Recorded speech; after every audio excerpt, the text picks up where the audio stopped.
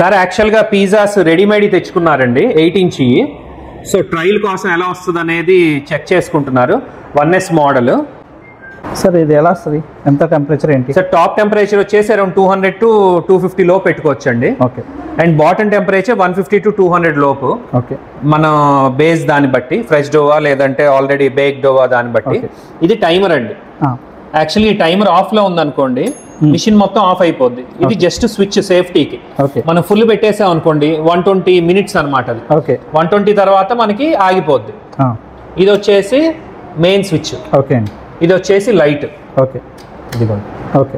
And దీనిలో కింద పక్క స్టోన్ ఉంటుంది. ఓకే. స్టోన్ రిమూవబుల్, ఎప్పుడైనా తీసుకొని మనం క్లీన్ చేసుకోవచ్చు.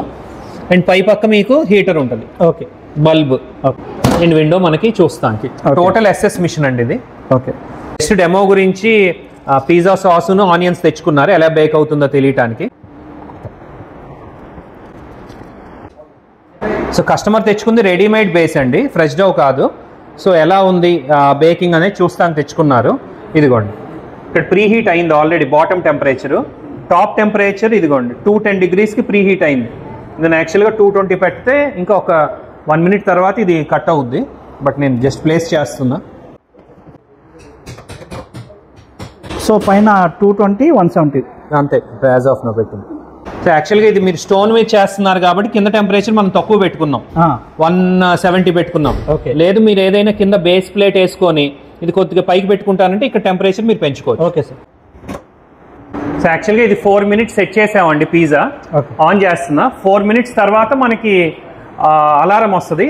దాన్ని బట్టి మనం పిజ్జా రెడీ అయిందా లేదా చూసుకోవచ్చు. సో టైమర్ మోగుతుంది, వింటున్నారు కదా, అయిపోయింది ఆల్రెడీ 4 minutes. ఇప్పుడు తీసేస్తుంది. Okay sir. యాక్చువల్ చీజ్ ఏం అప్లై చేయలేదు కదా, అందుకని మీకు డైరెక్ట్గా సాస్ అనేది బ్లాక్ షేడ్ వచ్చింది. Okay sir.